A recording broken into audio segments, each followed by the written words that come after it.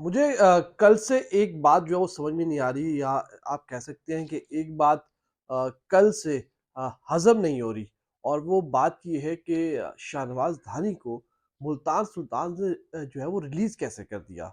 कैसे मुल्तान सुल्तान ने शाहनवाज़ धानी को जाने दिया? और कैसे मुल्तान सुल्तान ने ये बड़ा फ़ैसला कर लिया कि जितनी चाहत के साथ, या जितनी मोहब्बत के साथ वो उसे लेकर गए थे, और इसे यकदम से जो है वो शाहनवाज़ धानी को रिलीज़ कर दिया। क्या शाहनवाज़ धानी की इंजरी इसकी वजह है, या फिर शाहनवाज़ धानी की परफ़ॉर्मेंस इसकी वजह है कि मुल्तान सुल्तान्स को उसे जो है वो रिलीज़ करना पड़ा?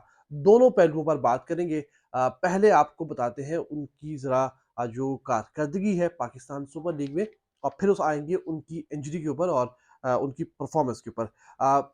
ओवरऑल जो उनकी पीएसएल में परफ़ॉर्मेंस रही है, आज तक उन्होंने 23 मैचेस खेले हैं और 38 विकेटें जो है वो शाहनवाज़ ढानी ने अपने नाम की हैं। अच्छा, ये जो स्टैट्स हैं ये मैं क्रेडिट ज़रूर दूँगा राशिद लतीफ़ साहब को, ये उनकी तरफ से स्टैट्स हैं।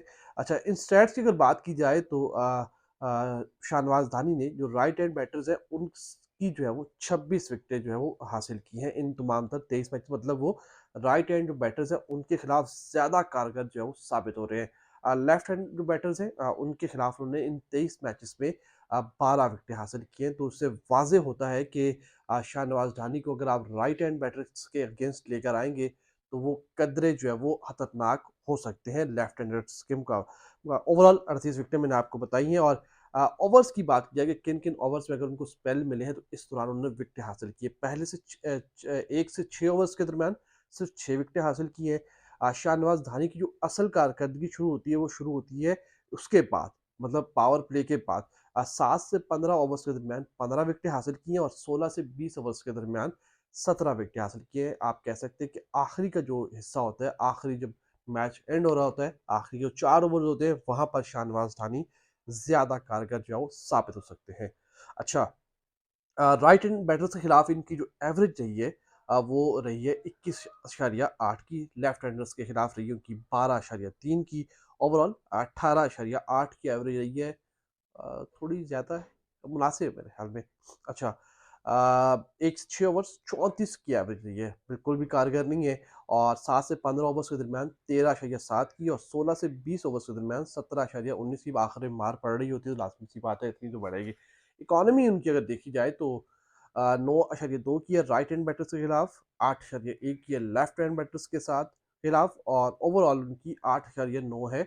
अच्छा, 1 से 6 ओवर्स के दरमियान 7.9, 7 से 15 ओवर्स के दरमियान 7.9, और 16 से 20 ओवर्स के दरमियान 10.8। यानी कि एक अच्छे बॉलर हैं, और आखिरी ओवर्स में अगर आप उनको इस्तेमाल करें, या 10 ओवर्स के बाद उनका इस्तेमाल किया जाए, तो वो ज़्यादा खतरनाक है कदरे उससे पहले जो है वो उनको इस्तेमाल किया जाए। तो परफॉर्मेंस तो बुरी नहीं है, परफॉर्म कर भी रहे थे, तो फिर मुल्तान सुल्तान ने उनको रिलीज़ क्यों किया? क्या मुल्तान सुल्तान ने उनकी इंजरी को सामने रखकर उन्हें रिलीज़ किया है? इंजरी की अपडेट ये है कि उनका इंजरी हुई थी, और उसके बाद वो जो है वो आहिस्ता-आहिस्ता फिट हो रहे थे। फिर वो जब इस्लामाबाद में पाकिस्तान टेस्ट टीम का कैंप लगा था, वहाँ पर उनको मदऊ किया गया, लेकिन वहाँ से फिर 1 दिन बाद खबर आई कि उन्हें वापस जो एनसीए भेज दिया गया है कि वहाँ जाके रिहैबिलिटेशन प्रोग्राम करेंगे। जब वो यहाँ पहुँचे लाहौर रिहैबिलिटेशन प्रोग्राम करने, और वहाँ से जो है वो कराची आना था, नेशनल टी20 कप में जो शिरकत करने के लिए उन्हें गो अहेड कर दिया गया कि आप फिट हैं, आप जाएँ जाकर खेलें। लेकिन अगले ही रोज़ शाहनवाज़ रानी को मना कर दिया गया कि आप जो है वो नेशनल टी20 कप नहीं खेलने जाएँगे क्योंकि आप फिट नहीं हैं। ज़राए ने ये भी बताया था कि वो फिट थे, लेकिन उन्हें रोका गया। उसके बाद वो आए हैं कराची, और अब वो कराची की तरफ से खेल भी रहे हैं।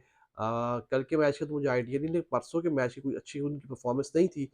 तो पता नहीं मुल्तान सुल्तान्स ने क्या आइडियाज़ लगाए हैं, क्या उन्होंने देखा है ऐसा कि जो उन्हें लगता है कि शाहनवाज़ ढानी के लिए कारगर साबित नहीं हो सकते। हालाँकि उन्होंने जो खिलाड़ी रिटेन किए हैं, वो तमाम तर मुकामी खिलाड़ी उन्होंने रिटेन किए हैं। तो देखना ये है कि क्या शाहनवाज़ ढानी इस बार कराची में आ रहे हैं? ये एक सवाल है कि आमिर जो है वो यहाँ से जा रहे हैं। तो कुछ बातचीत भी हो रही है, लेट्स सी शाहनवाज़ ढानी क्या कराची किंग्स को जॉइन करते हैं, नहीं करते? ड्राफ्ट में जाएँगे तो क्या सूरत-हाल बनती है? अभी तो ख़ैर वो ड्राफ्ट में जा रहे हैं। तो जो-जो अपडेट्स हमारे पास आएँगी पाकिस्तान सुपर लीग से जुड़ी, वो तमाम तर अपडेट्स हम आपको इसी प्लेटफ़ॉर्म खेल खिलाड़ी से आगाह करते रहेंगे। और चाहे वो पीएसएल ड्राफ्ट से मुतल्लिक हो, पीएसएल के जो तमाम फ्रेंचाइज़ीज़ हैं, उनकी टीमों से मुताल्लिक हो या फिर उनके पूरे-पूरे स्क्वाड से मुताल्लिक हो, लोकल खिलाड़ी हो, इंटरनेशनल खिलाड़ी हो या फिर पीएसएल का शेड्यूल हो या फिर पीएसएल के वास्ते तमाम तर इंतज़ामात या इक़दामात हों। वो तमाम तर अपडेट्स हम आपके सामने इसी प्लेटफ़ॉर्म से रखते रहेंगे। फिलहाल तक जी बहुत शुक्रिया, लाइक करना, सब्सक्राइब करना, शेयर करना और ख़ासकर मैं जाते जो कहूँगा कि कमेंट करना मत भूलिएगा क्योंकि आप कमेंट करेंगे, आप अपनी राय का इज़हार करेंगे तो हमें वाज़ेह तौर पर पता लगेगा कि हमने क्या काम करना है, किस तरीके से काम करना है और आपकी राय का भी यकीनी तौर पर हम एहतराम करेंगे। शुक्रिया।